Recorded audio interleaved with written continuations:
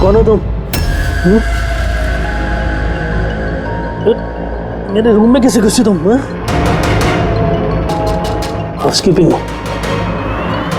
अभी मैनेजर को फोन करके तुम काम से निकलवाता हूँ। सॉरी रतन सर, एक्चुअली आपके रूम का फायर अलार्म गलती से बज गया था। मैं चेक करने आया था कि कोई खतरा तो नहीं है। मैंने दरवाज़ा नॉक किया था पर शायद आप सो रहे तो इसलिए खोला नहीं, इसलिए मुझे मास्टर की यूज़ करके अंदर आना पड़ा।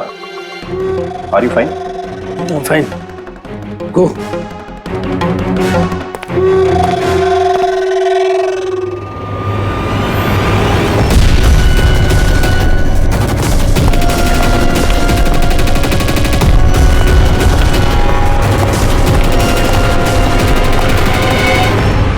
सोने के बाद भी सर दर्द क्यों है? लगता है डबल शॉट कॉफी देनी पड़ेगी। हाँ लिशा, काम हो गया। Great job. अब फटाफट वहाँ से निकलो, होटल का एक्चुअल स्टाफ 5 मिनट में वहाँ आ जाएगा। हाँ ठीक है, मैं निकलता हूँ, बाय।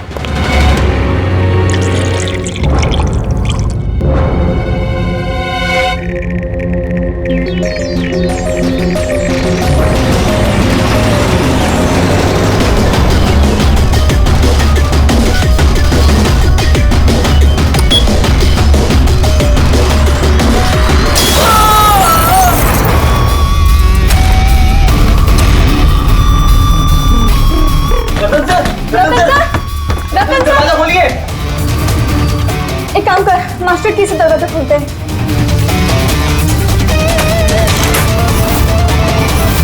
रतन सर, रतन सर, रतन सर!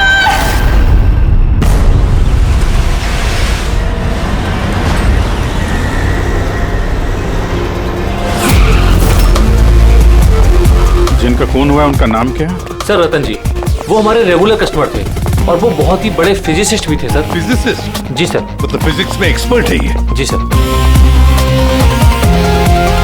कितने बजे हुआ ये सब? सर यही तकरीबन सुबह 6:30 बजे। हटिए, चलिए हटिए, प्लीज हटिए।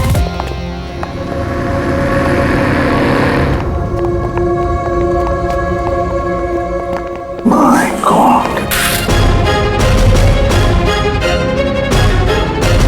माय गॉड, इसके छाती में तो इतने सारे डांस घुसे हैं। अगर इसकी मौत ये माइक्रोवेव ओवन ब्लास्ट होने की वजह से हुई है तो ये 1 2 3 4 6 डार्ट इसके शरीर में क्या कर रहे हैं? माइक्रोवेव ब्लास्ट नहीं हुआ सर, यहाँ तो गन रखी हुई है। डार्ट्स पहले से ही गन में फिक्स थी। ऐसा लगता है इस रतन को मारने की अच्छी खासी प्लानिंग की गई है। क्यों मैनेजर साहब, पता भी है आपको क्या हो रहा है आपके होटल में? आपके होटल के गेस्ट को किसी ने मारने की प्लानिंग की, माइक्रोवेव में ये डार्ट लगाकर। सर मैं खुद सरप्राइज हूँ कि ये सब क्या हो रहा है। यहाँ तुम्हारे होटल के रूम में एक मर्डर हुआ है। इसकी जवाबदारी आपके होटल की है और आपकी। पर सर आप बताइए, हम अपने कस्टमर को क्यों मारेंगे? जोया, जोया तुम बताओ ना सर को। सर के चेक इन करने के पहले तुमने कमरा ठीक से देखा था ना? जी सर। सर पूछिए ना सर, कल रात 11 बजे सर चेक इन किए थे होटल में। 10:30 बजे मैंने खुद चेक की थी कि सामान सब कुछ ठीक है कि नहीं, और माइक्रोवेव में उस वक्त कुछ डार्ट्स वगैरह नहीं थे।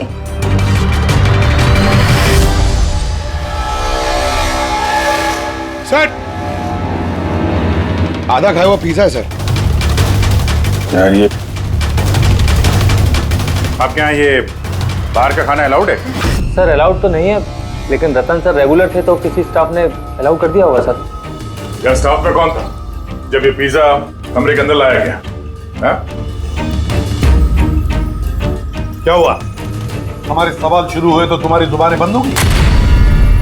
सीसीटीवी फुटेज देखना है हमें। रात 10:30 बजे से सुबह 6 बजे तक जो कुछ भी हुआ है उन्हीं 7.5 घंटों के बीच में ही हुआ है।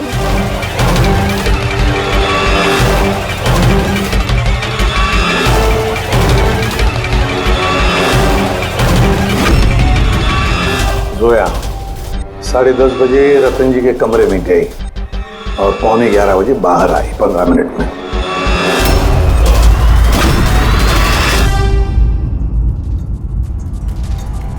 ग्यारह बज के 11 मिनट पे ये रतन कमरे में गया। फॉरवर्ड करना जरा।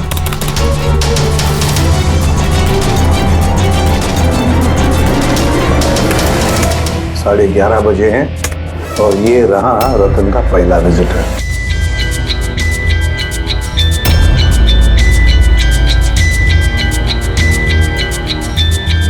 अरे 5 मिनट में बाहर भी आ गया। काफी गुस्से में भी लग रही है कौन ये? सर ये अमित है, रतन सर के भाई। पहली बार आए थे होटल में। रतन जी तो मिलना भी नहीं चाहते थे इन्हें, पर इन्होंने जबरदस्ती करके रूम में घुस गए।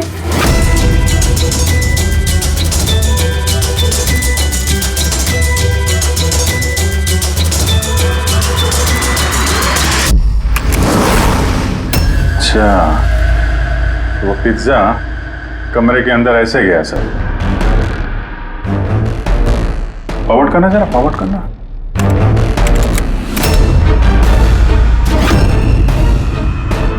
ये निकली स्टॉप 2 बजे। 12:30 बजे ये अंदर जाती है पिज्जा लेके और 2 बजे बाहर आती है। कौन है ये औरत? हैं? सर इनका नाम शमिता है। ये रतन जी की बहुत खास दोस्त है। लगभग हर वीकेंड में आते हैं उन्हें मिलने के लिए।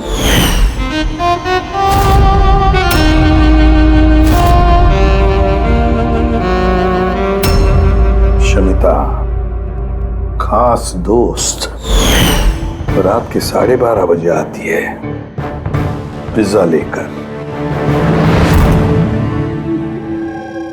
रतन को आखिरी कॉल किसी शमिता नाम की लड़की ने किया था और उससे पहले किसी अमित ने। सर। हाँ पंकज, एक सेकंड, ये पासपोर्ट देखिए सर। इस पे ये कैम्बी का वीजा लगा है। तो सर ये बॉम्बे से कैम्बी जाने का टिकट। फोटो तो उसी की है पर नाम रतन नहीं है, दिग्विजय कुमार।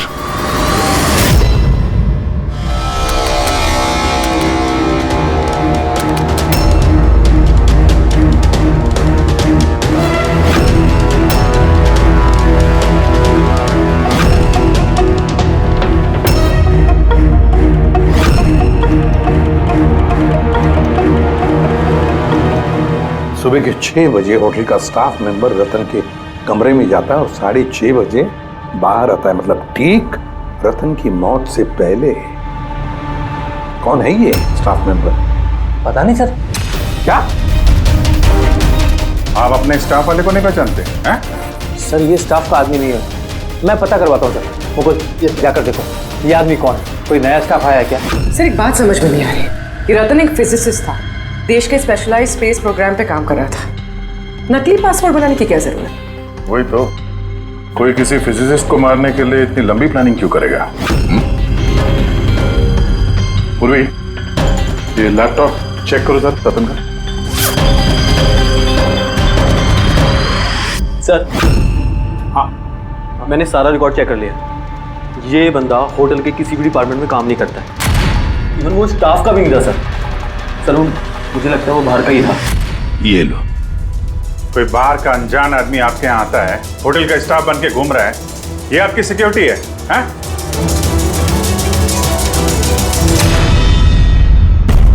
हाँ पूर्वी कुछ मिला?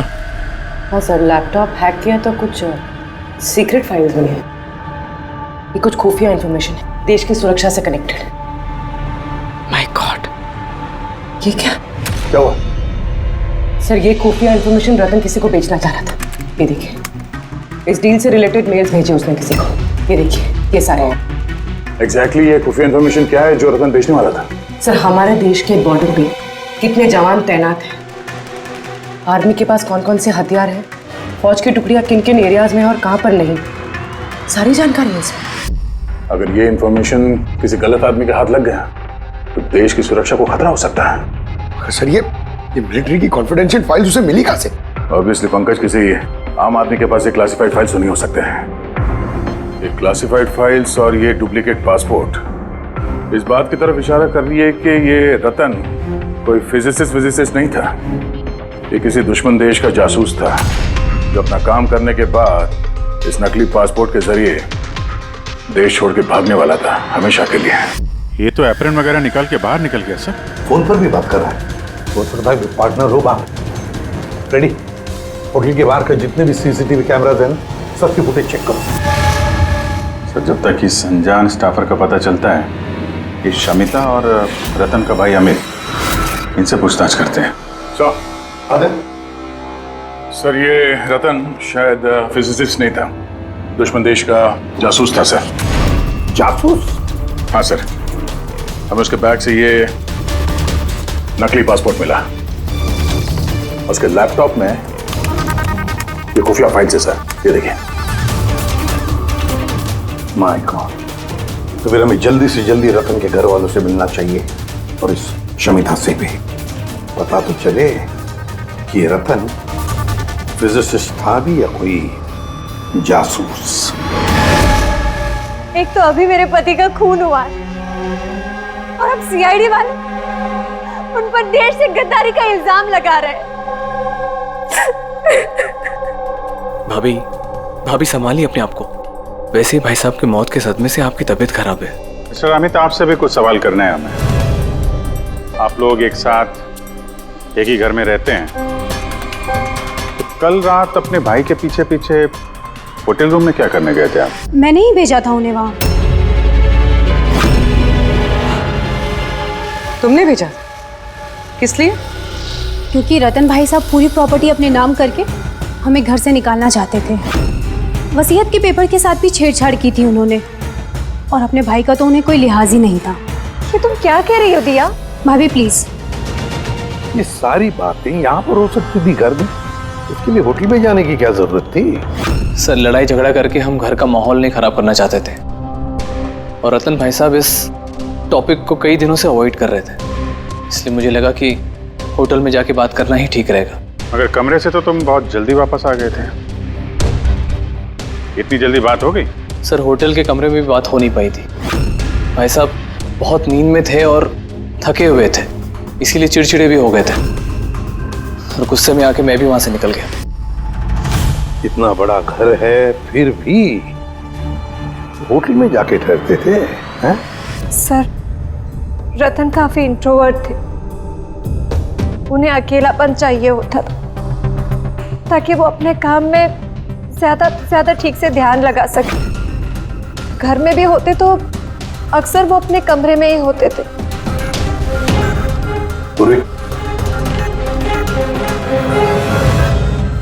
उन्हें जब कभी ज्यादा डिस्टरबेंस महसूस होता था तो वो अक्सर होटल में जाया करते थे।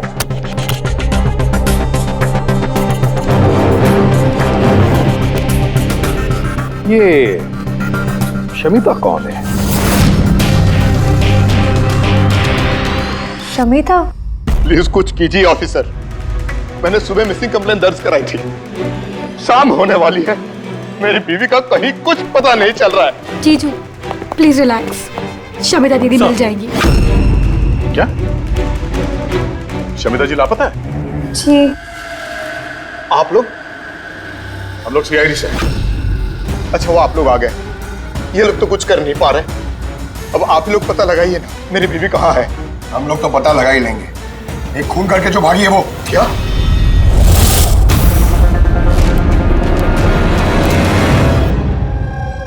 कहने के लिए तो रतन मेरे पति थे, लेकिन मैं उनके बारे में कुछ नहीं जानती थी। वो मुझसे कुछ भी शेयर नहीं करते थे। उनकी जिंदगी के हर पन्ने मेरे लिए राज से कम नहीं था। ये शमिता कौन है मैं कुछ नहीं जानती, मैंने ये नाम भी नहीं सुना।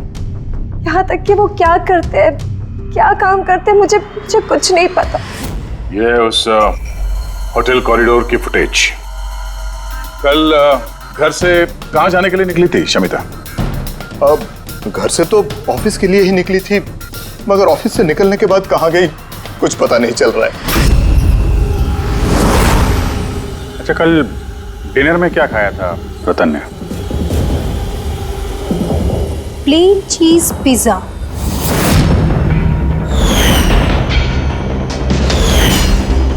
है ना भाभी? हाँ। प्लेन चीज पिज्जा, कमाल है अभिजीत, होटल में भी पिज्जा और घर में भी पिज्जा। भाई साहब ने होटल में भी पिज्जा खाया था? जी हाँ, वही पिज्जा जो शमिता लेकर आई थी। किडनैपर्स का फोन आया था? शमिता को किडनैप करना इतना आसान नहीं है। आईबी विंग में काम करती है वो। हर तरह से ट्रेंड है हर खतरे से निपटने के लिए। आईवी, आप अपने दीदी का कमरा दिखाइए जरा।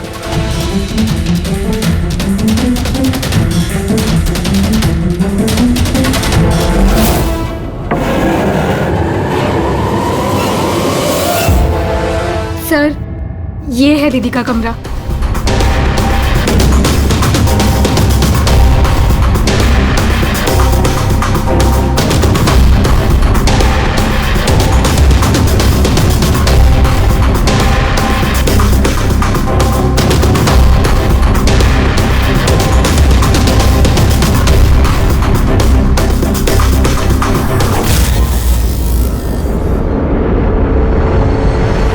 सर, सर यहाँ आइए प्लीज।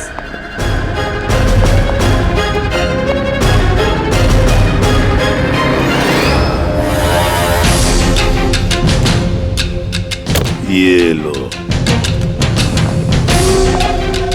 कमरे के अंदर कमरा।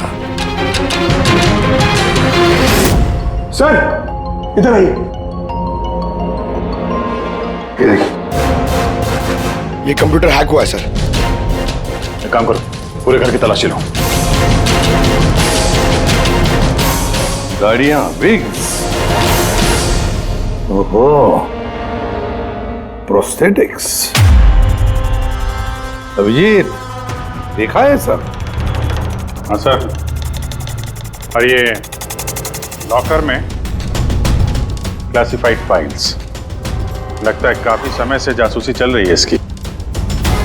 सिर्फ इतना ही नहीं सर, कोई तो है जो रतन पे नजर रखे हुए था। उसकी कंप्यूटर की एक एक एक्टिविटी को मॉनिटर कर रहा था।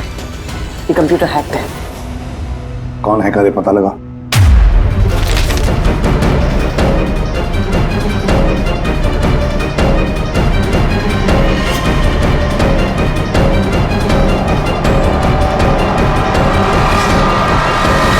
अब क्या कहना है आप लोगों को इसके बारे में? एक ही छत के नीचे रहते थे आप लोग रतन के साथ, और इस बारे में आप लोगों को भनक भी नहीं है? सर भनक कैसी लगती सर? रतन भाई साहब तो अपने कमरे में किसी को घुसने भी नहीं देते थे। और यहाँ तक कि सर काम वाली को भी नहीं, सफाई वगैरह भी वो खुद ही किया करते थे। फिर जस्मीन जी, आपका क्या कहना है? ये तो बेडरूम के अंदर का ही तो कमरा है। सर, मैंने आपसे कहा ना, मुझे कुछ नहीं पता। अरे ये कब और कैसे? तो शमिता घर पे नहीं है सर, लापता है वो। आईबी ब्यूरो में काम करती है सर। हमने उसका लैपटॉप चेक किया। पूर्वी को रतन के लैपटॉप पे जो खुफिया इंफॉर्मेशन मिली थी सर, वो सारी इंफॉर्मेशन यहाँ शमिता के लैपटॉप में भी है। ये जानकारी लीक करके देश छोड़ के भागने का इरादा था। ये शमिता आईबी में नौकरी करती थी, इसका मतलब है वो देश की सारी खुफिया जानकारी उसके पास थी, जो वो रतन को देती थी, और रतन ये दुश्मन देशों को दे देता था। दोनों पैसे कमा रहे थे इसके ऊपर। हाँ सर, मगर इस बार उसने डबल क्रॉस कर दिया रतन को। उसने उसे जान से मार दिया और मार के यहाँ से भाग गई। या सारे के सारे सबूत इकट्ठा करो और ब्यूरो में लेकर आओ।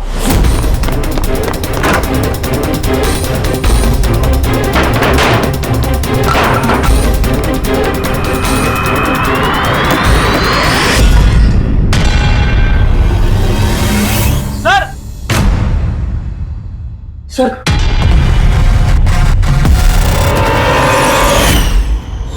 शमिता? आद्या, सर, ये विक्रम और अंजलि, इनके जो एलिबाइज हैं वो हमने चेक किए। जब खून हुआ उस रात ये विक्रम ग्रैंड रोड में एक ट्रैफिक जाम में फंसा हुआ था, और रात के करीब 2 बजे घर पहुंचा वो। और ये अंजलि? सर, अंजलि भी रात के 12 बजे तक काम कर रही थी, और करीब 1:30 बजे के आसपास वो घर पहुंची। सब देखकर ऐसे लगता है कि ये कोई मामूली मर्डर केस नहीं है, देश की सुरक्षा से जुड़ा हुआ है। सर ये देखिए सर, ठीक ब्लास्ट से पहले सुबह 6:30 बजे के आसपास इस लाल गाड़ी में एक औरत होटल से बाहर गई। सर हाँ, वो जो नकली होटल स्टाफ वाला था ना सर, वो भी उसी वक्त निकला था, लेकिन दूसरे गेट से। ये देखिए। पूर्वी, गाड़ी कितने बजे आई थी होटल में? सुबह 6 बजे। निकल गई 6:30 बजे, आधे घंटे बाद। लड़की के चेहरे पे जूम करो जरा, देखें तो सही। हमारे डेटाबेस में कुछ नाम और चेहरे हैं जिनसे देश की सिक्योरिटी को खतरा है। ये गद्दारों और जासूसों वाली लिस्ट है। इनके चेहरे स्कैन करो और उन सब से मैच करके देखो। और पंकज, आगे उसे पता करो कि ये गाड़ी किसके नाम पर रजिस्टर्ड है। सर बड़ा ही कंफ्यूजिंग केस है सर, कुछ समझ में नहीं आ रहा है आखिर ये माजरा है क्या। रेडी, एक बात तो पक्की है कि ये केस देश की सुरक्षा से जुड़ा हुआ है, इसलिए जिसने भी इस शमिता और रतन को मारा है ना, वो कोई मामूली क्रिमिनल नहीं, मामूली खूनी नहीं है। ये चक्कर कुछ और ही है। ओहो, अरे क्या हुआ, कुछ मिला? हाँ सर, मिला। ये आदमी और औरत उस लिस्ट में नहीं है देश के गद्दारों वाली, बल्कि उन लोगों के लिस्ट में है जो देश से गद्दारी करने वालों को पकड़ के खत्म करते हैं सर। ये दोनों आईबी ऑफिसर्स हैं, अलीशा और ईशान। ऐसे भी प्रद्युम्न, मैं आपकी बहुत इज्जत करता हूं, इसलिए मैं कुछ नहीं कह रहा। अगर यही इल्जाम किसी और ने लगाया होता तो वो ऑफिसर अब तक बहुत पछता रहा होता। शेखर जी, आप आईबी के हेड हैं, इसलिए वो ना आपका ये धमकी भरा रवैया मैं भी बर्दाश्त नहीं करता। एसीपी साहब, मैं धमकी नहीं दे रहा हूं, आपके इल्जाम का जवाब दे रहा हूं। आपने बड़ी आसानी से हम पर रतन और शमिता के खून का इल्जाम लगाया है। क्या आपको लगता है कि वो देश के गद्दार थे और इसलिए हमने उनको मार डाला? मैं इल्जाम नहीं लगा रहा, मैं साफ साफ पूछ रहा हूं कि क्या जो कुछ भी हुआ वैसा ही हुआ? देखिए सर, हम लोगों को पता है कि आप लोग जानते थे कि ये दोनों देश के सुरक्षा से संबंधित कुछ खास जानकारी दुश्मनों को बेचने वाले थे। और हमें यह भी पता है शेखर जी कि जिस वक्त रतन का खून होने वाला था, उस वक्त ईशान और आलिशा वहां उस होटल में मौजूद थे।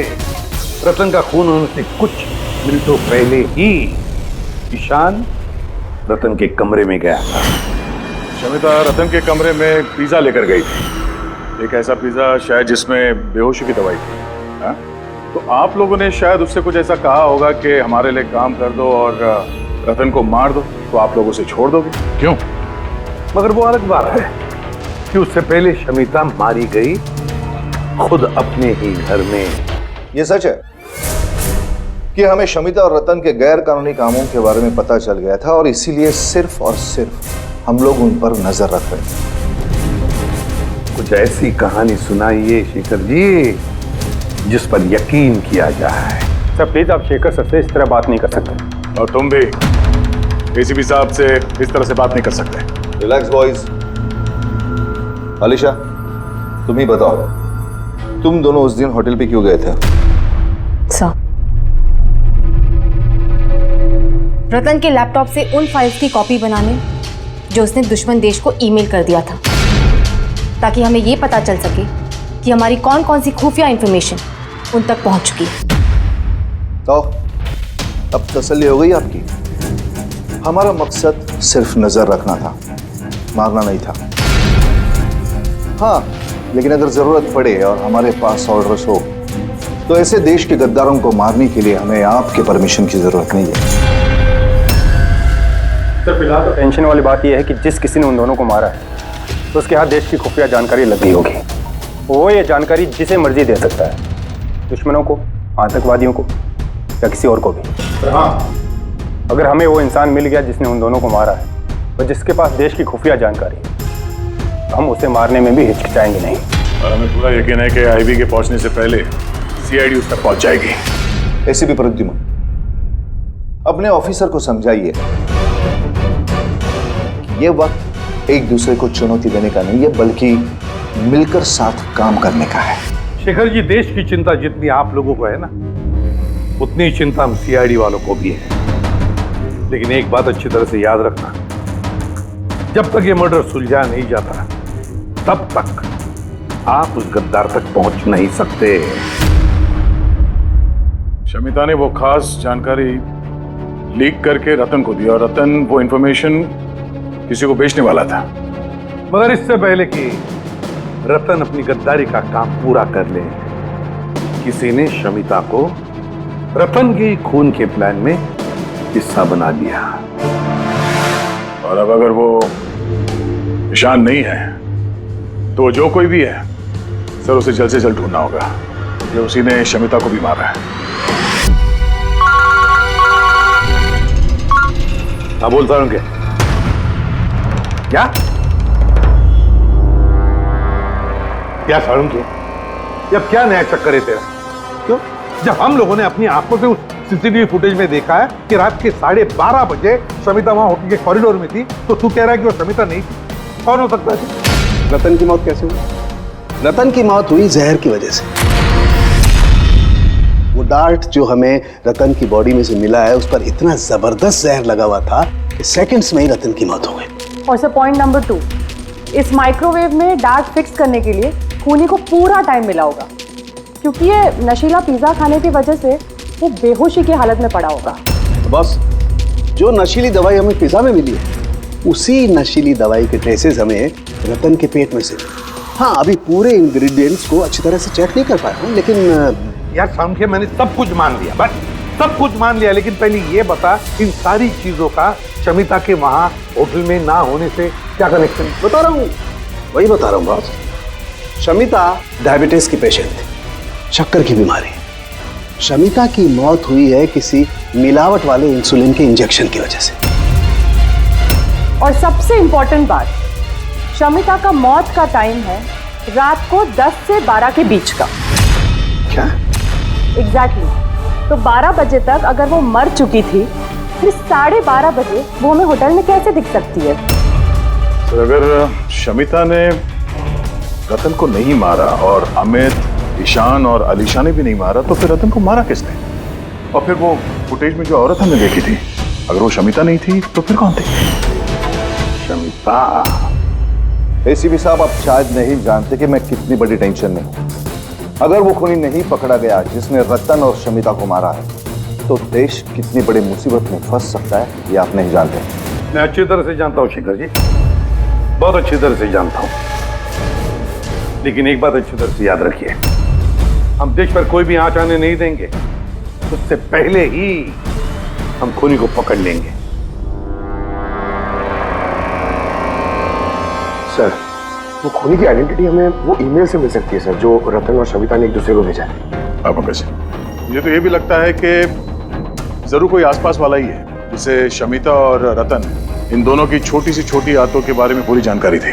हाँ सर, जैसे कि सुबह उठते ही रतन का माइक्रोवेव में कॉफी बनाना और शमिता को इंसुलिन के इंजेक्शन पहुंचा देना, तो कोई पास वाला ही आदमी कर सकता है। और खूनी को यह भी पता था कि ये अंजलि और विक्रम रात 1 बजे से पहले घर आने वाले नहीं है। आखिर खूनी कौन हो सकता है सर? सर, एक बात समझ में नहीं आ रही सर। ये रतन और शमिता एक दूसरे को 2 सालों से जानते हैं, मगर गद्दारी करने का इन्होंने ये 3 हफ्ते पहले ही सोचा, ऐसे अचानक? हाँ सर, बात थोड़ी अजीब तो है। इन 3 हफ्तों के पहले इनका कोई रिकॉर्ड तो नहीं रहा खुफिया खबर के एक्सचेंज को लेकर। इस सबका इस तीसरे गद्दार से क्या लेना देना? We are running out of time. हाँ सर, हमने सारे सुरागों के ताले खोल दिए हैं, लेकिन हमें वो दरवाजा नहीं मिल रहा जो हमें तीसरे जासूस तक ले जा सके। तीसरा दरवाजा है, ये तीसरा दरवाजा हमें उस जासूस तक ले जाएगा। कौन सा? उस दरवाजे का नाम है पिज्जा। पिज्जा, वो औरत जो बड़े बड़े काले चश्मे और घुंघराले बाल का विग पहनकर घूमती है ना, शमिता बनकर, उसने उस दिन पिज्जा लाया बाहर से होटल के अंदर। और उसने ऐसा इसलिए किया क्योंकि उसे वो नशीली दवाई मिलानी थी पिज्जा में। अगर होटल में ऑर्डर करती तो उसे मौका नहीं मिलता और ना ही वक्त मिलता वो नशीली दवाई पिज्जा में मिलाने के लिए। और होटल वालों ने कुछ नहीं बोला क्योंकि वो लोग उसे जानते थे। दया, होटल दे रॉयल के आसपास इस पिज़्ज़ालो ब्रांड के पिज्जा की कितनी दुकानें हैं पता लगाते हैं, सब कुछ साफ हो जाएगा।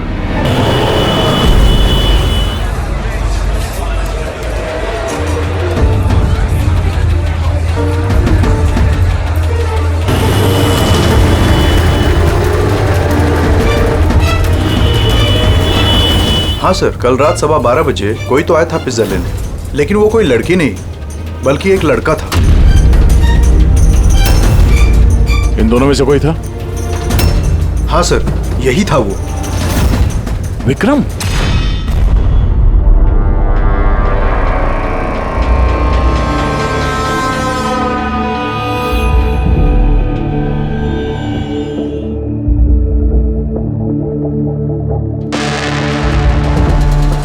चक्कर क्या है? अरिका, एक मिनट आओ। यस। अरिका, ये दोनों स्लाइड्स में पिज्जा के सैंपल्स हैं। इसमें वो है जो हमने उसके पेट में से निकाला है। दूसरा ये पिज्जा का वो टुकड़ा है जो एक्चुअल है, जो टेबल पे रखा हुआ था। जरा देखो दोनों। सर, इट्स ऑब्वियस ना कि यही वाला पिज्जा खा के रतन वो बेहोशी वाली नींद सोया था। उसमें देखना क्या है? Do you think I'm a fool? No क्या पे? अरे कोई वजह होगी तभी तुम्हें दिखा रहा हूँ ना। प्लीज देखो ना। Of course sir. Just see it. हाँ हाँ सर, हाँ।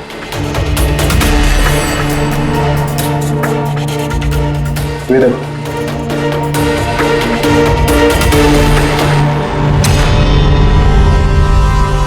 क्या?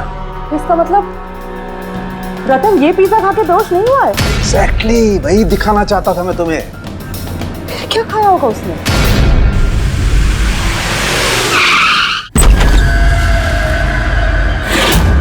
विक्रम? विक्रम, उसे क्या हो गया? विक्रम, जल्दी एम्बुलेंस को फोन करो। ये किस चीज की तरफ इशारा कर रहा है? फोन पे? हाँ, क्या है इस फोन पे? 5 मिनट में एम्बुलेंस आ रही है। Good good good. शमिता और रतन सामने हैं। सिर्फ फोटो देखी तो लग रहा है कि लोग एक दूसरे को बहुत प्यार करते हैं। 1 महीने पुराना फोटो। दोनों प्यार करते थे या जासूस थे?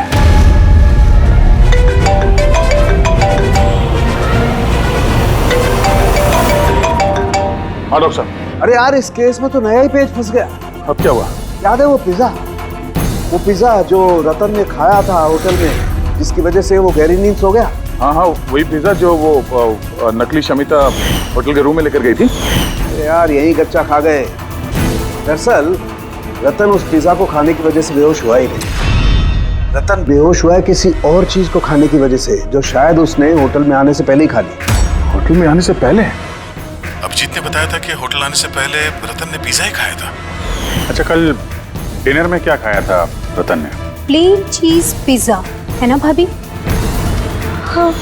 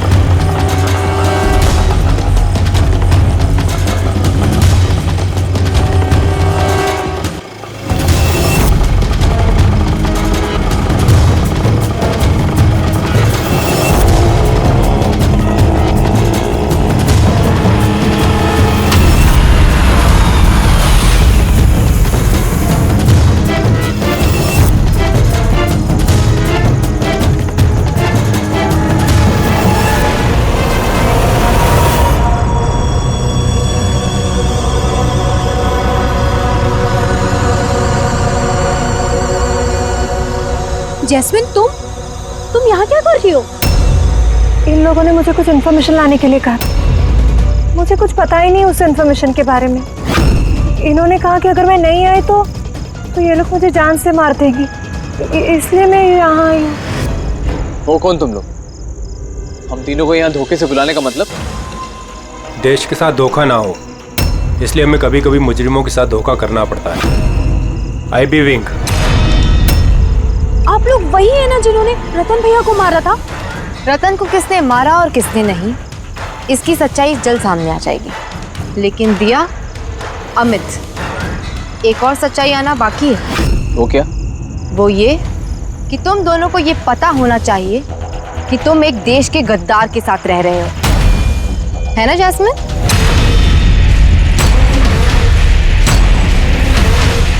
What nonsense!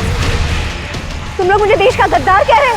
रतन को बेहोशी वाला खाना तुमने खिलाया था ना, जिसकी वजह से उसकी बाद में मौत हो गई।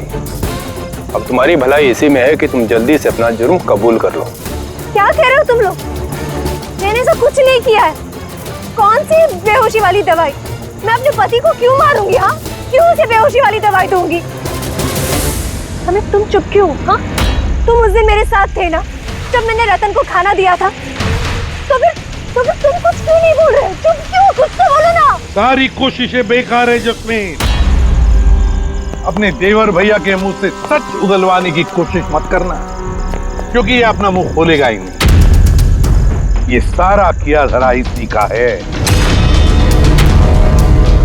विक्रम को जानते हो? कौन विक्रम?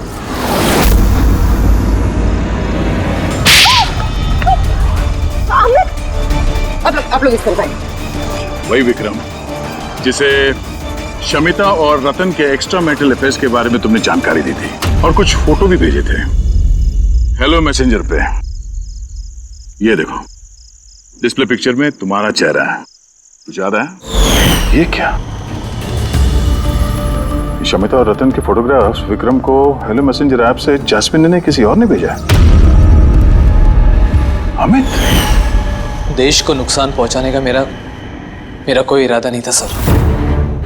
और ये सारा गद्दार जासूस वाला जो एंगल है, ये सब कुछ मेरा गेम प्लान था, ताकि मैं कानून को गुमराह कर सकूं।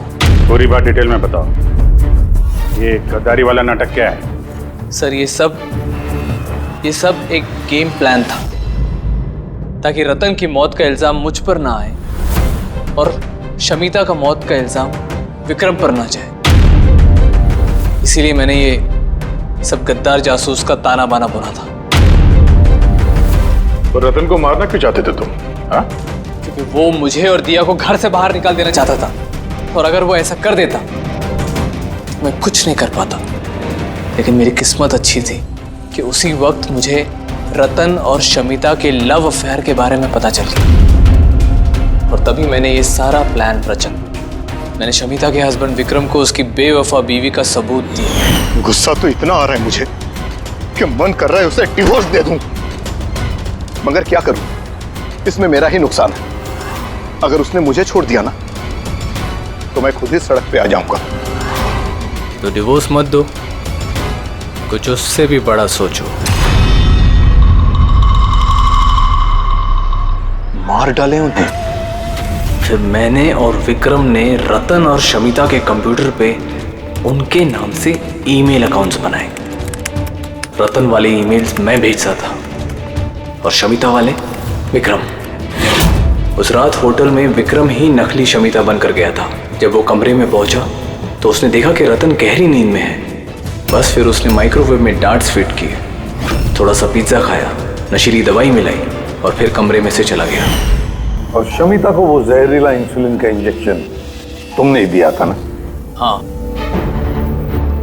होटल जाने से पहले मैं शमिता के घर गया था।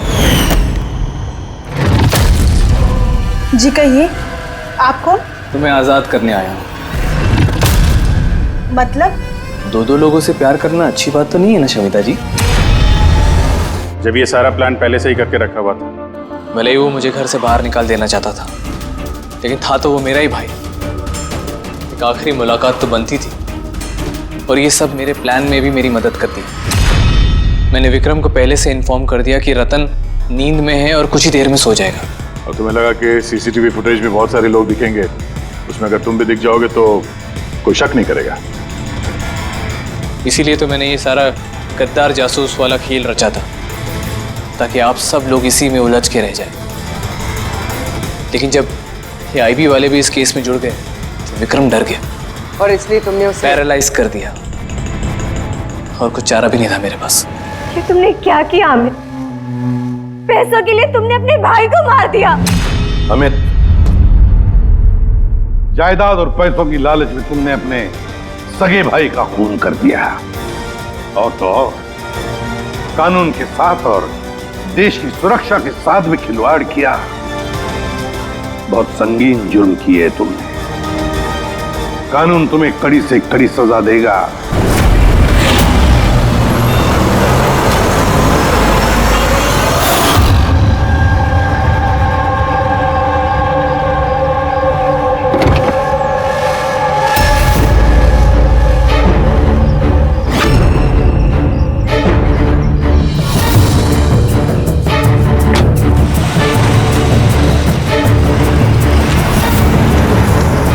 अरे एक एक गाड़ी चेक करो अच्छे से। गाड़ी रिवर्स ले। अबे पीछे भी गाड़ी है, जल्दी आगे से निकल।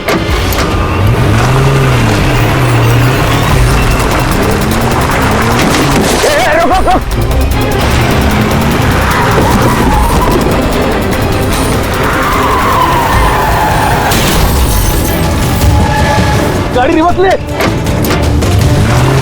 रोक गाड़ी, रोक गाड़ी से रोक।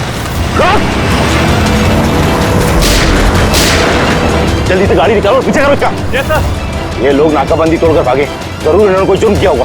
हाँ। अगले 5 किलोमीटर तक नाकाबंदी करवाओ।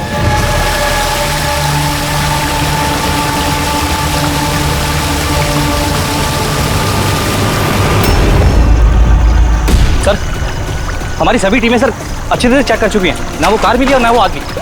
वो लोग नाकाबंदी तोड़कर भागे, सड़क खत्म हुई, जंगल शुरू हो जाता है, इसका मतलब वो यही कहीं होंगे।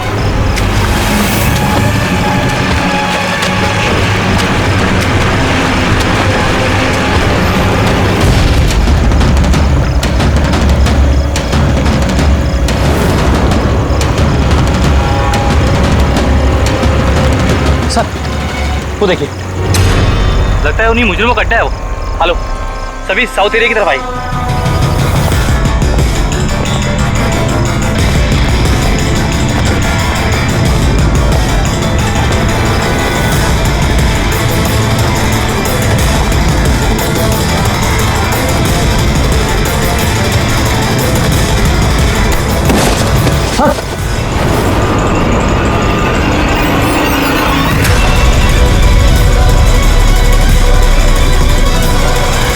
ओह माय गॉड, ये तो मर चुका है।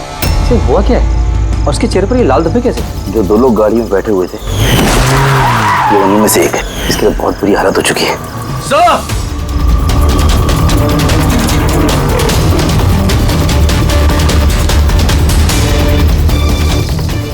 सर, सर ये तो वही आदमी है, उस लड़के का पार्टनर। पर ये हुआ क्या है सर? वैसे ही निशान है सर। तुम इसे जल्दी से हॉस्पिटल पहुंचाओ, तब तक मैं सीआईडी को फोन करता हूँ। सर, चलिए। Hello CID.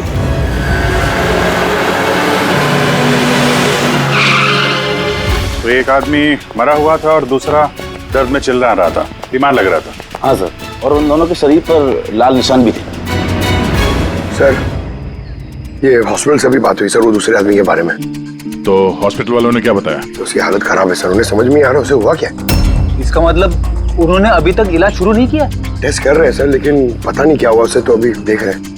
कमाल है यार, क्या हुआ क्या होगा उन लोगों को? सर यहाँ इस तरफ।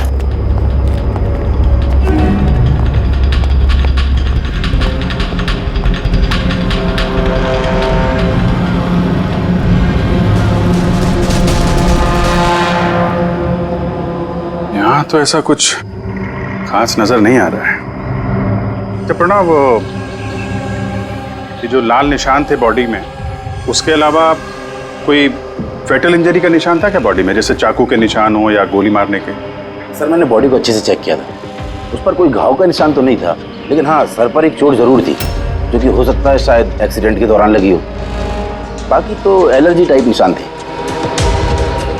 अच्छा, आप बता रहे थे कि वो लोग नाकाबंदी, पुलिस नाकाबंदी से गाड़ी तोड़ के निकले थे, तो जाहिर सी बात है गाड़ी में ऐसी कोई चीज होगी जो वो नहीं चाहते थे कि पुलिस के हाथ लगे। हाँ सर, लेकिन वो कार मिली नहीं, पता नहीं कहाँ छुपाई है उन लोगों ने। नाकाबंदी तोड़े तो काफी टाइम हो गया है, कल ये वारदात हुई थी, मतलब उसके बाद ऐसा कुछ भयानक हुआ है जिसकी वजह से एक की मौत हो गई और दूसरा घायल हो गया। वो घायल आदमी कहाँ मिला था आपको? सर यही पीछे की तरफ। सर देखो,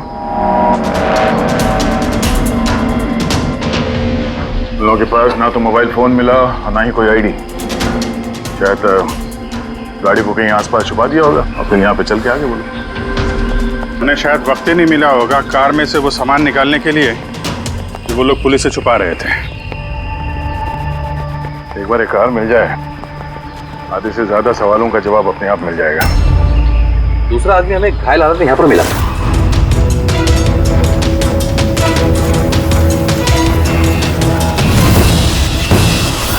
सर,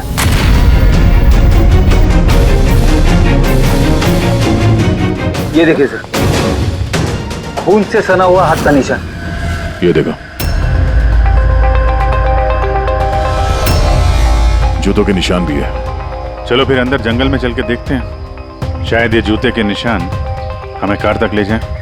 ठीक है, प्रणव, तुम और तुम्हारे बाकी के ऑफिसर्स जंगल की दूसरी तरफ तलाशी जारी रखना, हम लोग यहाँ पर देख के आते हैं। जाओ। बड़ी अजीब हालत है इस लाश की। इसके शरीर पर ये जो पहले धब्बे थे ये लाल थे, लेकिन अब सारे के सारे धब्बे अजीब तरीके से काले पड़ गए। ये देखो, इसके खाल भी निकलने लगे। सर इतने अजीब तरह के निशान है इसके शरीर पर, निशान लाल थे फिर काले हो गए। इससे क्या हो सकता है इसे? माय गॉड, इसके सर के बाल देखो कितने कमजोर हो गए, जरा सा हाथ लगाया तो गुच्छा बाहर आ गया। सर ऐसा कभी ना देखा है ना सुना है, बड़ी अजीब बीमारी है इसे। मुझे लगता है ये कोई बीमारी नहीं है, ये कुछ और ही चक्कर है। कुछ और मतलब? कुछ और मतलब तुम एक काम करो, लैब की सारी लाइट्स ऑफ करो, पता लगेगा। ओह गॉड, सर सर बॉडी चमक रही है। माय गॉड, इसमें से लाइट कैसे आ सकती है? जो सोचा था वो एकदम सही है। क्या? मुझे समझ में आ गया लाइट क्यों चमक रही है। एसीपी को फोन करो, तुरंत हॉस्पिटल में पहुंचे। हॉस्पिटल में जो आदमी एडमिट है उसे भी चेक करना पड़ेगा। बाकी चीजें मैं तुम्हें रास्ते में समझाता हूँ। चल, अरे तुम चल।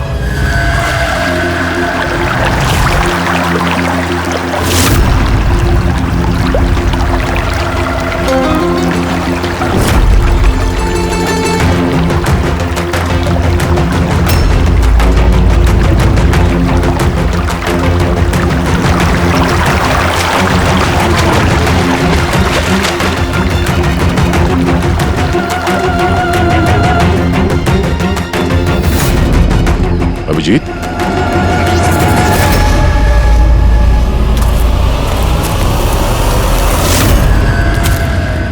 कौन है इधर?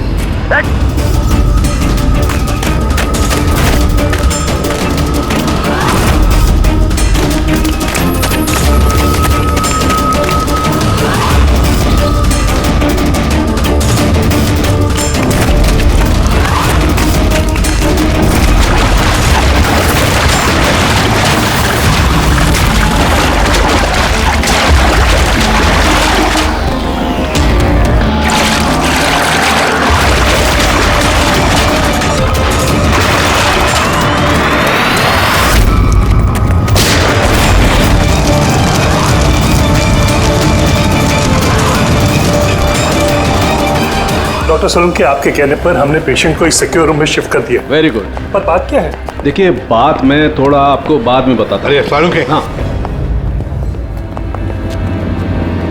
वही है, बस डाउट तो है। Are you sure? एक बार चेक करो। हाँ ठीक है। कहाँ है? आइए प्लीज कम।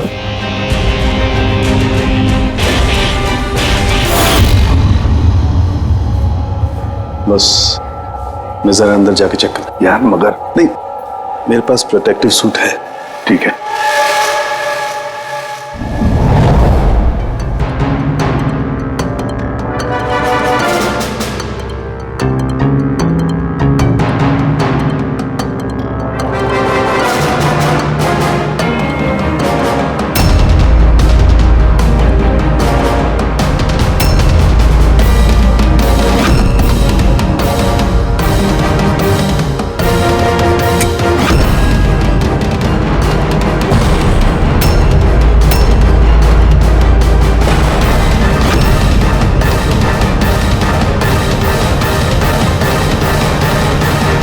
यार सालुंकी, ये तो क्या शक सही निकला है।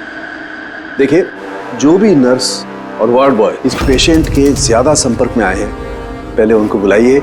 उनका इलाज करना बहुत जरूरी है, प्रिकॉशन। तुरंत इलाज करना पड़ेगा, पर इलाज किस चीज का शुरू करना पड़ेगा? आप कुछ बताइए तो सही। डॉक्टर साहब, ये मरीज एक बहुत ही खतरनाक रेडियो एक्टिव मटेरियल के संपर्क में आया है, और ये जो सिम्टम्स आप देख रहे हैं ना, ये सारे के सारे सिम्टम्स रेडिएशन पॉइजनिंग के सिम्टम्स हैं। Radiation poisoning? हाँ, और इसका जो पार्टनर था वो ऑलरेडी मर चुका है। अगर इसका इलाज जल्दी नहीं किया गया तो इसका बचना भी नामुमकिन है। हे भगवान, मैं तो इस पेशेंट की कब से देखभाल कर रही थी। क्या मुझे भी वो रेडिएशन पॉइजनिंग हो गई होगी? पायल कंट्रोल योरसेल्फ। डॉक्टर, नहीं, देखिए, घबराइए मत। देखो पायल, तुम डायरेक्ट इस रेडियो एक्टिव मटेरियल के संपर्क में नहीं आई हो, इसलिए तुम्हें इन्फेक्शन होना बहुत ही कम संभावना है इसकी। फिर भी सेफ्टी के लिए आप लोग रेडिएशन एक्सपोजर की दवाई ले लीजिए, ताकि इससे होने वाले साइड इफेक्ट्स का असर आप पे ना हो। और हाँ, एक बात का ख्याल, आपसे जो कोई भी इस मरीज के पास है, जो कोई भी, उसे इस तरीके के प्रोटेक्टिव सूट्स का इस्तेमाल करना पड़ेगा, ध्यान रखना।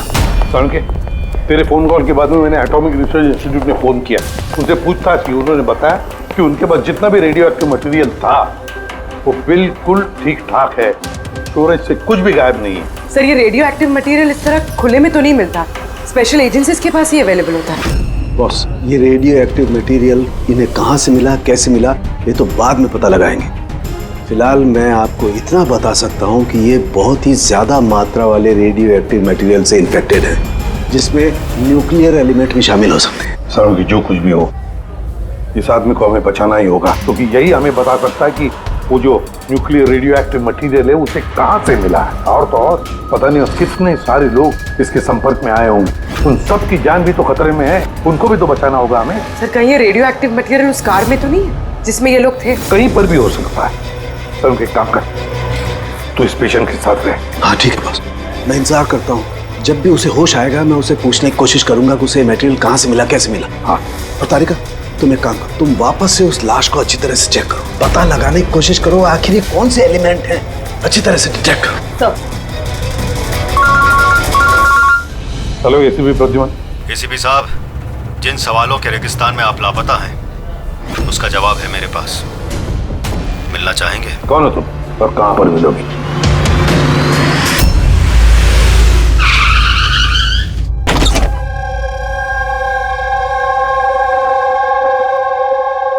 G14 Rukmini apartments.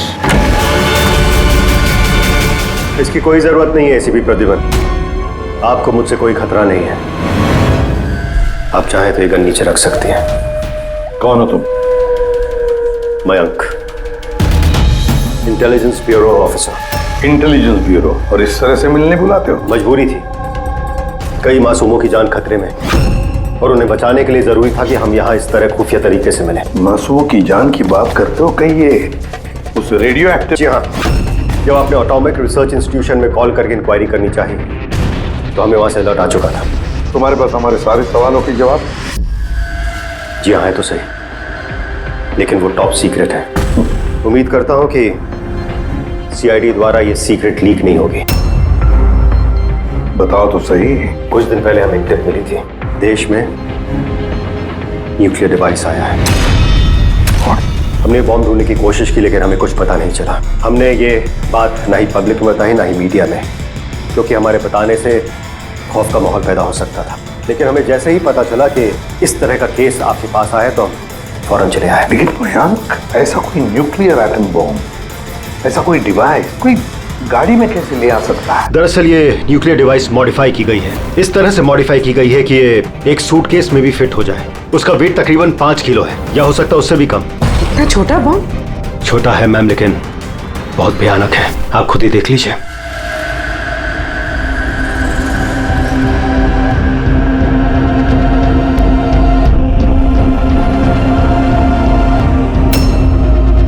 अगर ये ब्लास्ट हो गया सर, तो 25 किलोमीटर के रेडियस में सिर्फ और सिर्फ तबाही होगी। 5 किलोमीटर के रेडियस में जो भी इंसान रहते हैं वो तुरंत मर जाएंगे, और 20 किलोमीटर के रेडियस में अगर कोई इंसान बच भी गया तो ये तो अपाहिज हो जाएगा या मेंटली रिटार्डेड हो जाएगा। भगवान ना करे ये बॉम्ब ब्लास्ट मुंबई में हो जाए तो मुंबई की क्या हालत होगी आप सोच भी नहीं सकते। मयंक, जब तक हम लोग हैं, जब तक ये सीआईडी है, तब तक इस शहर को कोई कुछ नहीं कर सकता, ना हम कुछ होने देंगे। इस न्यूक्लियर बॉम्ब को हम ढूंढ निकालेंगे।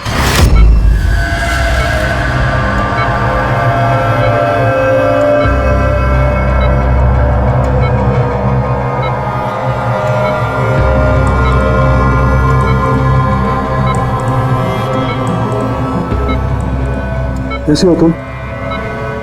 मेरी आवाज सुन सकते हो? बोलो बोलो। कहाँ हो? तुम हॉस्पिटल में हो। क्या हो रहा है मुझे? कुछ नहीं हुआ, तुम्हें कुछ नहीं हुआ। देखो तुम बहुत खतरनाक रेडिएशन के शिकार हो गए थे, लेकिन अभी तुम्हारा इलाज हो रहा है। आनंद आनंद का आनंद है तुम्हारा दोस्त। माफ करना भाई, आनंद तो इस दुनिया में नहीं। लेकिन तुम घबराओ मत। देखो तुम मेरी बात ध्यान से सुनो। तुम बताओ मुझे कि तुम इस रेडिएशन के शिकार कैसे हुए, कहाँ हुए, कब हुए? याद है? डिलीवरी करने को कहा था। डिलीवरी करने को कहा था? किस चीज की delivery? Nuclear bomb. Nuclear bomb? Hello reception, देखिए आप एसीपी प्रद्युमन को तुरंत मैसेज दीजिए, उनसे बोलिए डॉक्टर सालुखे ने बुलाया। अच्छा एक बात बताओ, तुमने न्यूक्लियर बॉम्ब की डिलीवरी कर दी या अभी वहीं पर है? कहाँ है ये न्यूक्लियर बॉम्ब? कहाँ है? मैं तुम्हें नहीं देखो बताना चाहिए, बहुत सारी जिंदगियों का सवाल है ना। वो मुझे मार डालेगी। नहीं घबराओ मत, सीआईडी टीम तुम्हारे साथ है, तुम चिंता मत करो, कोई कुछ नहीं कहेगा।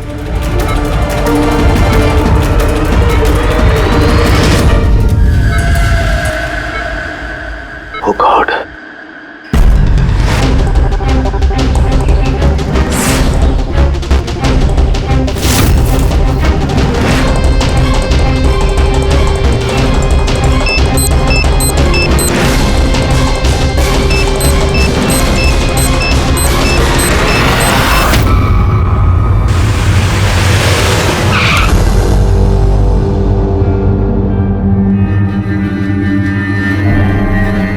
सालुखे, सो गया क्या?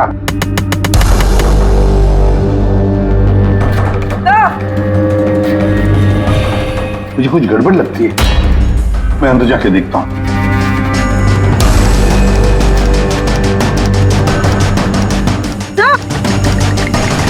सालुखे, सालुखे, क्या हुआ सर?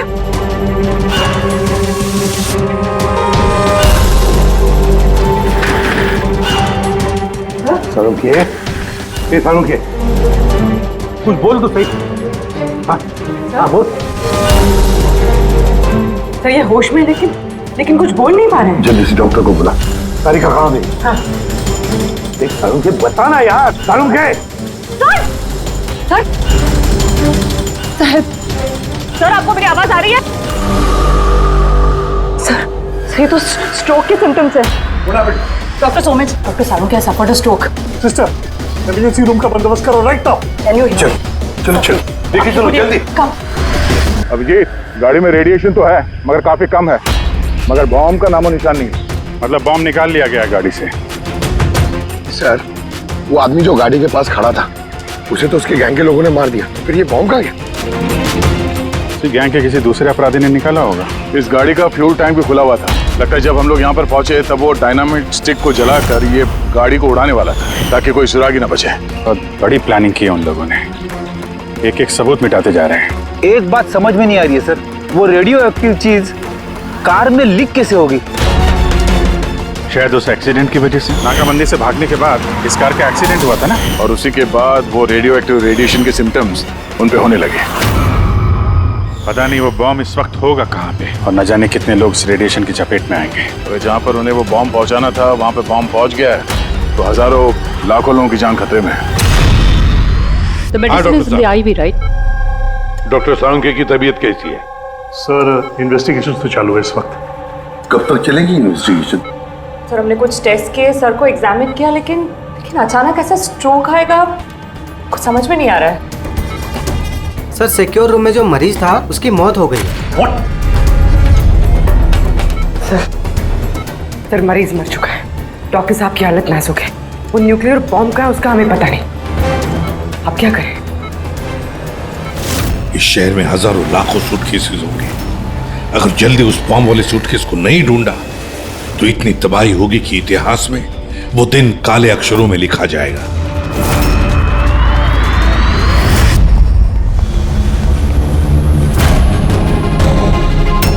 कैसी तबीयत है सर उनके साथ? क्या कोई खास सुधार नहीं है। तारिका तो बैठी है उसके साथ। समझ में नहीं आता किस लिए मुझे इतना अर्जेंटली बुलाने या क्या बताने वाला था। बस मैं यहाँ पहुंचा हूं, ये हाल हो गया। अब तो मरीज भी मारा गया। डॉक्टर साहब को ये स्ट्रोक आ गया।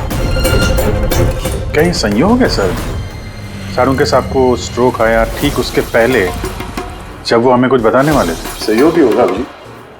डॉक्टर साहब को स्ट्रोक आया, किसी ने हमला तो नहीं किया उन पे? हाँ सर, और उस मरीज की हालत तो वैसे भी नाजुक थी। डॉक्टर्स जवाब दे चुके थे। नहीं, कोई संयोग नहीं हो सकता। गड़बड़ है, कुछ ना कुछ तो गड़बड़ जरूर है। किसी भी साहब, मैं समझता हूँ कि इस वक्त आप डॉक्टर सलूंके की हालत को लेकर बहुत परेशान हैं, लेकिन हमें जल्द से जल्द कुछ करना होगा। अगर ये बॉम्ब ब्लास्ट हो गया तो लाखों लोगों की जान खतरे में होगी। हमारे वहाँ कार तक पहुँचने से पहले आतंकवादी बॉम्ब लेके चला गया सर। कोई और रास्ता ढूंढना होगा। उस बॉम्ब को जिस चीज में भी रखा होगा ना, वहां तक पहुंचने के लिए एक रास्ता है सर। क्या सर? वो बॉम्ब जिसमें रखा है, वो बॉक्स कंटेनर, वो डैमेज है सर, तभी तो वो रेडिएशन लीक हुई है। तो सबसे पहले वो आतंकवादी उस बॉक्स को रिपेयर करवाएंगे ताकि रेडिएशन की वजह से उनके दूसरे साथी उससे प्रभावित ना हो। और हाँ, उन्हें जरूरत पड़ेगी लेड की। लेड से ही वो कवर करेंगे उस चीज को, रेडिएशन की लीकेज रोकने के लिए। लेकिन ये काम किसी अहरे गहरे का नहीं, किसी एक्सपर्ट का काम है। ये किसी जानकार आदमी का जो रेडियो एक्टिव मटेरियल के साथ काम कर सकता है, जो जानता है इसके बारे में ये सब। सर खबरियों को काम पे लगा देते हैं, पता करते हैं कि ऐसा कौन कौन है ब्लैक मार्केट में जो इस तरह का खुफिया काम करता है। साहब मेरे को मालूम पड़ा कि बेकी की लाश मिली इसी गैरेज में। नाम काफ़ी खराब था साहब उसका इस सब मामले में, और इस कंटेनर को इसी ने बनाया होगा शायद। पॉइंट ब्लैंक गोली मारी है, कोल्ड ब्लडेड मर्डर। वो आतंकवादी आए थे यहाँ पे लेड कंटेनर बनवाने, और जैसे उनका काम हो गया मार के निकल गया। दिन दहाड़े एक आदमी का खून हो जाता है, ऐसा कैसे हो सकता है कि किसी ने देखा ना हो, कुछ सुना ना हो? खून होते हुए तो किसी ने नहीं देखा, लेकिन एक गवाह है जिसने सबसे पहले लाश को देखा। तो बुलाइए उसको। जतिन, ये सीआईडी ऑफिसर है। जब तुमने ये लाश देखी तो क्या दुकान के आसपास किसी और आदमी को भी देखा था क्या? हाँ साहब, दुकान से बाहर आते हुए एक आदमी को देखा था। उस वक्त मैं सड़क के उस पार था। उस आदमी के जाने के 5 मिनट बाद जब मैं वापस आया तो देखा कि विक्की की लाश यहाँ पड़ी हुई थी। उस आदमी के हाथ में कोई सूटकेस वगैरह था क्या? हाँ साहब, था ना। आपको कैसे मालूम? जरूर उसी ने खून किया है। उसका हुलिया याद है तुम्हें? हाँ साहब। स्केच बनवा सकते हो? जी सर। गुड। पवन, पवन, इसे क्या हुआ? पवन उठो। नर्स, नर्स मैं डॉक्टर को बुलाओ जल्दी। पता नहीं इसे क्या हो गया। प्लीज। Doctor, doctor. क्या हुआ? डॉक्टर साहब देखिए, पता नहीं इसे क्या हो गया। ओह गॉड, इसे भी स्ट्रोक हुआ है। एक काम करो, डॉक्टर तारिका को बुलाओ अभी का भी। एक काम करो, इसको रूम में शिफ्ट करो। चलो। डॉक्टर तारिका, डॉक्टर तारिका, डॉक्टर तारिका, सुन रही हैं आप मुझे? डॉक्टर। ओह माय गॉड, इसे भी स्ट्रोक आया। This is unbelievable. ये हो क्या रहा है? एक के बाद इन सबको स्ट्रोक आ रहा है। समझ में नहीं आता, 3 हट्टे कट्टे लोगों को एक साथ स्ट्रोक कैसे आ सकता है? नहीं नहीं नहीं, कुछ ना कुछ तो गड़बड़ जरूर है। कुछ ना कुछ तो गड़बड़ है। सर, कोई आर्टिफिशियली स्ट्रोक कैसे करा सकता है? डॉक्टर समझ, तो ये रेडिएशन की वजह से तो नहीं? नहीं, रेडिएशन पॉइजनिंग की वजह से स्ट्रोक नहीं हो सकता। और वो जो वार्ड बॉय है वो तो पेशेंट के पास आया भी नहीं था। ये वार्ड बॉय आपको बेहोश मिला था ना? जी। कहाँ? सप्लाई रूम में। सप्लाई रूम, पक्का रेडी।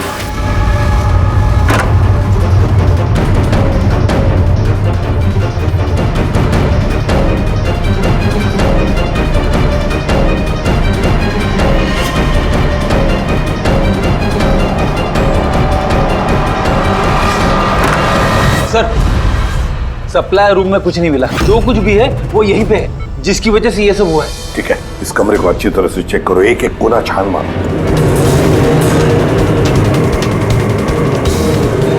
रेडी? मैट्रेस के नीचे देखो।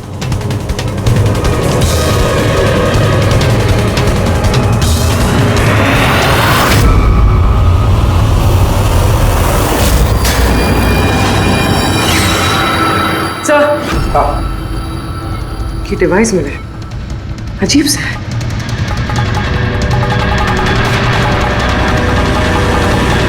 डॉक्टर साहब जी, क्या ये किसी मेडिकल एपरेटस का हिस्सा है? ये तो मैंने कभी देखा ही नहीं। ये हॉस्पिटल का इक्विपमेंट है ही नहीं। तो फिर क्या हो सकता है? क्या मैं इसे देख सकता हूँ? बिल्कुल। ऐसा लग रहा है ये डिवाइस मैंने पहले कभी देखी है। राइट, स्पेशल फोर्सेस में यूज किया जाता है इस डिवाइस को। If I am not wrong, इसे न्यूरल डिस्ट्रप्टर कहते हैं। न्यूरल डिसरप्टर मतलब? देखिए, हमारा शरीर तभी काम करता है जब दिमाग कुछ सिग्नल देता है उस शरीर को काम करने के लिए, जैसे उठना, बैठना, खाना पीना या फिर बातें करना। और ये सिग्नल आता है न्यूरॉन्स के जरिए, और ये डिवाइस दिमाग और शरीर के सिग्नल को कैंसिल कर देता है, डिस्टर्ब कर देता है। और अगर ऐसा होता है तो फिर शरीर दिमाग का इशारा समझ ही नहीं पाता है, जैसे लकवा मार जाता है शरीर को। ऐसा लगता है जैसे स्ट्रोक हो गया, लेकिन दरअसल वो स्ट्रोक होता नहीं, सिर्फ टेम्परेरी इफेक्ट होता है। मयंक, अगर ये डिवाइस हम यहां से दूर ले जाएं, तो क्या इसका असर कम हो सकता है? जी बिल्कुल, है ना? रेडी? काम करो, इस डिवाइस को दूर लेकर जाओ और डिस्ट्रॉय करो, नष्ट करो इसे। Yes sir. इसका मतलब है ये तीनों ठीक हो जाएंगे? जी डॉक्टर साहब, बिल्कुल। लेकिन अगर हम लोग यहाँ पर और ज्यादा देर रुकते हैं तो इसका असर हम पर भी हो जाता। अच्छा, तो इसीलिए इस चीज का असर तारिक और साळुंखे पर हुआ। इसका मतलब है इसका असर वार्ड बॉय पे इसीलिए हुआ था क्योंकि वो 1 घंटा उस कमरे में था जो इस कमरे के बाजू में है। एग्जैक्टली डॉक्टर साहब। अब क्योंकि ये डिवाइस हमने डिस्ट्रॉय कर दी है, तो अब तीनों जल्दी होश में आ जाएंगे। मगर ये डिवाइस यहाँ रखा किसने होगा? उसी आतंकवादी गैंग में से किसी ने। वो गैंग जानती है कि डॉक्टर साळुंखे के पास कोई जरूरी इंफॉर्मेशन है, तो बस उसी लिए ये डिवाइस यहाँ लाकर लगा दिया ताकि साळुंखे की यह हालत हो जाए। मतलब सर, कोई अंदर वाला ही, क्योंकि बाहर वाला तो अंदर आ ही नहीं सकता। जरूर कोई हॉस्पिटल का स्टाफ है जो उन लोगों से मिला है। नहीं, एसीपी साहब, ऐसा हो ही नहीं सकता। ऐसा ही हुआ डॉक्टर होमेक, ऐसा ही हुआ है। अब एक बात अच्छी तरह से सुन लो, जब तक वो मुजरिम पकड़ा नहीं जाता, इस हॉस्पिटल से कोई भी, मतलब आप भी, हॉस्पिटल से बाहर नहीं जाएगा। इस पूरे हॉस्पिटल के सारे फ्लोर्स के सीसीटीवी कैमरास के फुटेज अभी के अभी हमें देखने हैं। सर, सभी स्टाफ वालों की लिस्ट देख ली, लेकिन अभी तो कुछ नहीं मिला। मिलेगा फ्रेडी, मिलेगा। अब सीसीटीवी फुटेज देख रहे हैं ना, मिलेगा जरूर, कुछ ना कुछ तो मिलेगा। पूरी पॉज करो। पता नहीं क्यों मुझे ऐसे लग रहा है मैंने देखा है इसे, जाना पहचाना सा चेहरा है। कौन कौन? यस, ये देखो, यही आदमी है वो। ये दया अभिजीत ने जो स्केच बनवाया ना, यही है वो। देखो, विकी का खून करने के बाद जो बॉम्ब वाला ब्रीफकेस लेकर गया था। सर, ये नर्स कौन है और ये क्या बात कर रहे हैं आपस में? ये तो मुझे पता नहीं, लेकिन एक बात तो पक्की है कि इस हॉस्पिटल के स्टाफ में से जो भी कोई मुजरिमों के साथ मिला है ना, ये नर्स है वो। सर, ये नर्स तो पायल है। ये पायल का है, बुलाइए उसे। सिस्टर, पायल का है, उसे अभी कभी बुलाओ। पायल तो काफी देर से दिखी ही नहीं हॉस्पिटल में। सर, पायल तो हॉस्पिटल में नहीं है। पायल हॉस्पिटल में नहीं है मतलब पायल गायब है।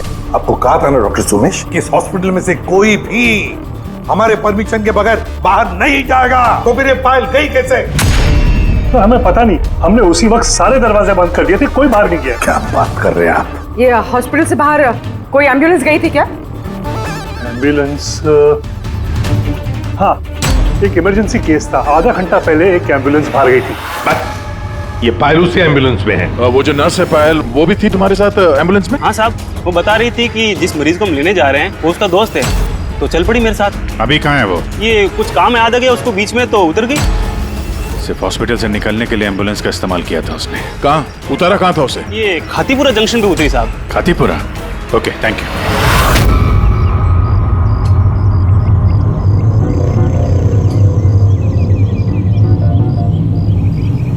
अरे सुनना भाई साहब, इस लड़की को देखा है क्या?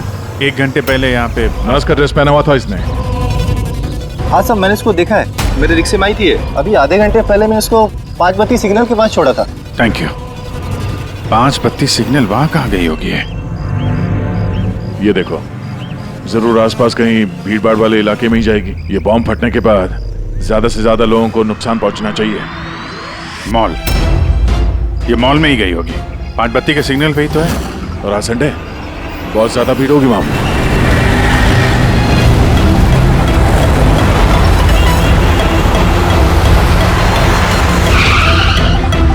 पायल यहाँ कहीं बाहर तो दिखाई नहीं दे रही है। कहीं मॉल के अंदर तो नहीं चली गई? मेन गेट से तो वो मॉल के अंदर जा नहीं सकती। सिक्योरिटी चेक में पकड़ी जाएगी वो। बॉम्ब का रेडियस 25 किलोमीटर का है। जरूरी नहीं मॉल के अंदर बॉम्ब रखे। तो हो सकता है उसने ये बॉम्ब मॉल के आसपास कहीं छुपा के रखा हो। चेक करते हैं।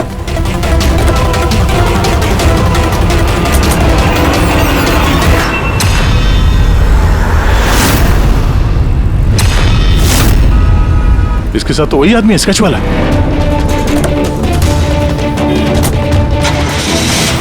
बाहर निकल। ये यहाँ तक पहुँच गए, जल्दी चलो।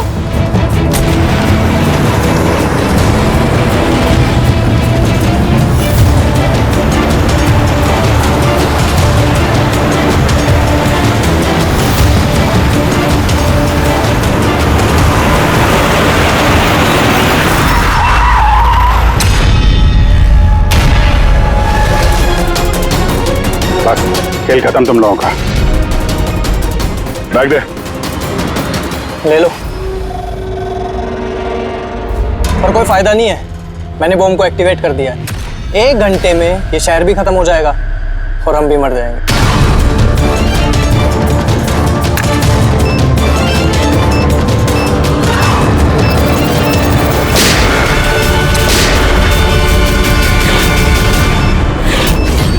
अभिजीत, बॉम्ब तो एक्टिवेट कर दिया इन लोगों ने, तो 1 घंटा बचा हमारे पास। शहर से बाहर चलते हैं। पकड़ो से।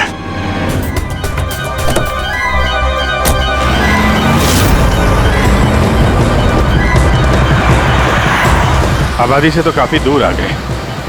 इस बॉम्ब का क्या करें? किसी तरह डिफ्यूज हो जाए तो। इम्पॉसिबल है अभिजीत। मतलब हो सकता है, मगर वक्त लगेगा और हमारे पास वक्त नहीं है। मगर अभिजीत, मैं सोच रहा था कि इस काम के लिए हमारे दोनों का जाना जरूरी थोड़ी है। कोई एक आदमी जाएगा तो बहुत है। हाँ, बात तो तुम यार सही कह रहे हो। बॉम्ब ज्यादा भारी नहीं है, हल्का है। मैं लेके जाता हूँ, रोक दो गाड़ी। अरे अभिजीत, मैं ये कह रहा था कि तुम चले जाओ, मैं ले जाता हूँ इसे। अच्छा, मैं तुम्हें अकेला छोड़ दूँ? ये नहीं होने वाला। देखो, मेरे आगे पीछे कोई नहीं है, मेरे पीछे कोई रोने वाला है नहीं, किसी को कुछ फर्क नहीं पड़ता। हाँ, मेरे पीछे तो पूरी फौज खड़ी हुई है। अरे मेरे आगे पीछे कौन है?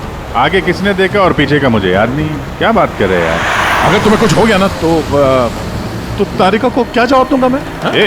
ये दया, ये गलत बात है यार। काम के समय मजाक अच्छा नहीं है। मैं मजाक नहीं कर रहा हूँ। फोन करो। नहीं, अच्छा ठीक है, चलो मैं मानता हूँ यार। सॉरी है तो नहीं, लेकिन मैं बॉम्ब छोड़ूंगा नहीं, पकड़ के ही चलूंगा इसे। हम दोनों चलेंगे साथ में। बस तुम कभी मेरी बात नहीं मानो।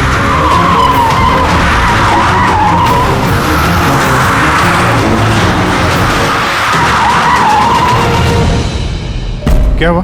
लगता है टायर में कुछ प्रॉब्लम है। ये पीछे वाले टायर में से चेक करो। इसी समय होना था ये भी। संभल गए।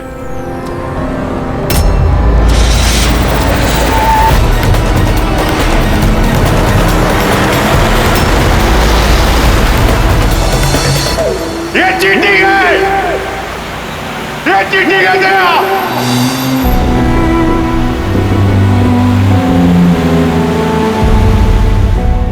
ये चीटिंग है।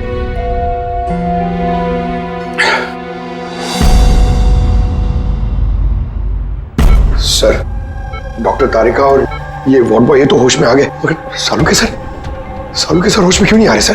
क्योंकि डॉक्टर सोलंकी उस डिवाइस के संपर्क में कुछ ज्यादा देर थे, इसलिए उन्हें होश में आने में भी कुछ ज्यादा समय लगेगा। नहीं, जल्दी से जल्दी होश में लाना ही पड़ेगा, क्योंकि सालुंकी के पास कोई इंपॉर्टेंट इंफॉर्मेशन है और इसीलिए तो ये सब हुआ है। आतंकवादियों ने ये किया है। बस सर किसी भी तरह अभिजीत सर और दया सर उस बॉम्ब को डिफ्यूज कर दे, नहीं तो। अभिजीत, दया कहाँ है? सर मैं और दया वो बॉम्ब लेके शहर से बाहर जा रहे थे। लगता है टायर में कुछ प्रॉब्लम है। ये पीछे वाले टायर में से चेक कर। दया ने मुझे संभल के गाड़ी से बाहर निकाल दिया और खुद निकल पड़ा है सुसाइड मिशन पे। और तुमने उसे जाने दिया? उसने धोखे से उतार दिया मुझे। अभिजीत सर ऐसा मत कहिए, इसका मतलब दया सर वापस नहीं आएंगे। फ्रेडी, कुछ नहीं होगा दया को, कुछ नहीं होगा उसे। वो एक सीआईडी ऑफिसर है, समझे? उसे बचाने के लिए हम रास्ता ढूंढ निकालेंगे, हम ढूंढेंगे रास्ता। रास्ता तो एक ही है सर, वक्त रहते किसी तरीके से उस बॉम्ब को डिफ्यूज कर दिया जाए तो। लेकिन बॉम्ब को डिफ्यूज वही आतंकवादी करेंगे जिन्होंने उस पर पासवर्ड डाला है, और सारे के सारे मारे जा चुके हैं।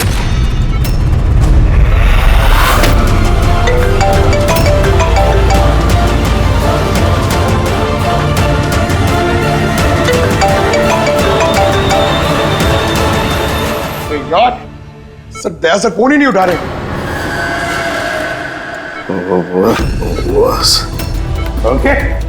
ओके, तू ठीक तो है? हाँ? Nuclear bomb. क्या जानता है, बता। क्या बताने वाला था तू मुझे? जल्दी बता। पासवर्ड जानता है तू? हाँ। क्या है पासवर्ड? जल्दी बता। Rainbow. Abhijit sir, password rainbow है।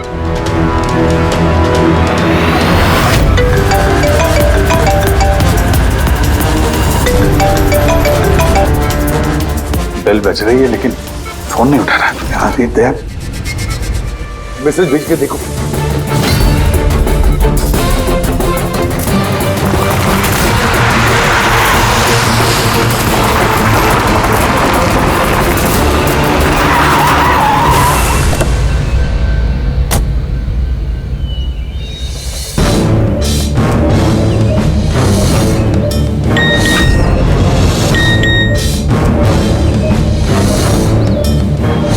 अभिजीत का मैसेज, कोड मिल गया? हाँ अभिजीत, दया पासवर्ड मिल गया है। पासवर्ड है। एक मिनट।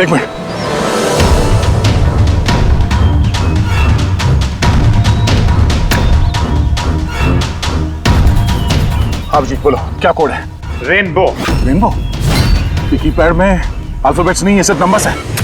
अल्फाबेट नहीं है यार, ऐसा कैसे हो सकता है? उसमें देखो ना, कहीं होगा अल्फाबेट के लिए जगह। देखो ABCD 26 अल्फाबेट्स है, तो जैसे एक A1 होगा। रेनबो का आर का देखो। पंकज जल्दी बताओ, वैल्यू क्या निकलती है? देखो रेनबो। मैं एक नंबर बोलने वाला हूँ, वो नंबर टाइप करना। ओके? अरे टाइम नहीं है सर, ये बनता है सर। दया, ये न्यूमेरिकल नंबर दे रहा हूँ, उसको टाइप करना। कौन सा नंबर? 18। एक मिनट।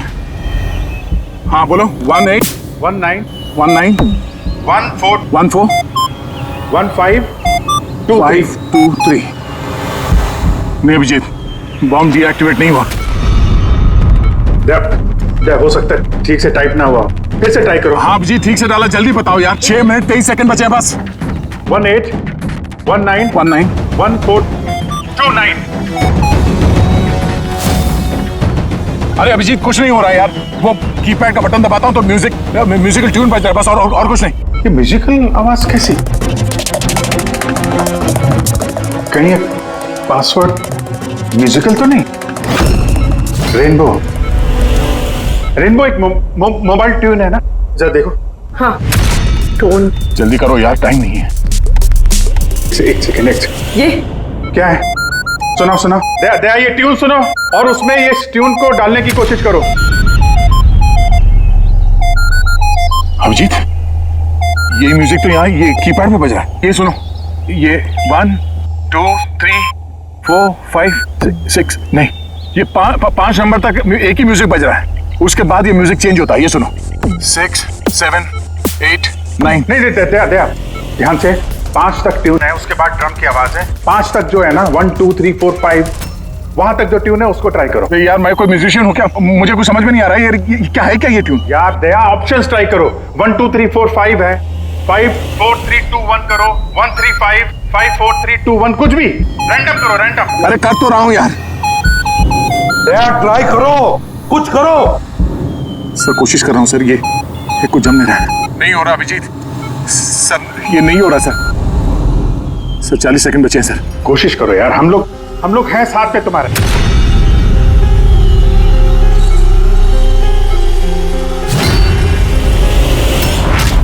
शायद वक्त आ गया यार। कुछ नहीं होगा तुम्हें दया। ऐसा मत बोलो प्लीज। तुम्हें करना ही पड़ेगा। ट्राई करो दया, ट्राई करो। अरे कर तो रहा हूं यार मैं, और क्या करूं?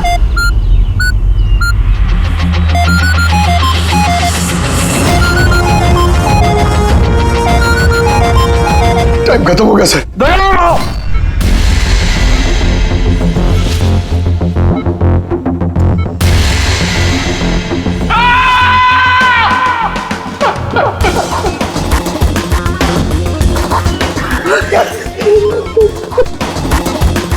कर लिया ना दोस्तों ने।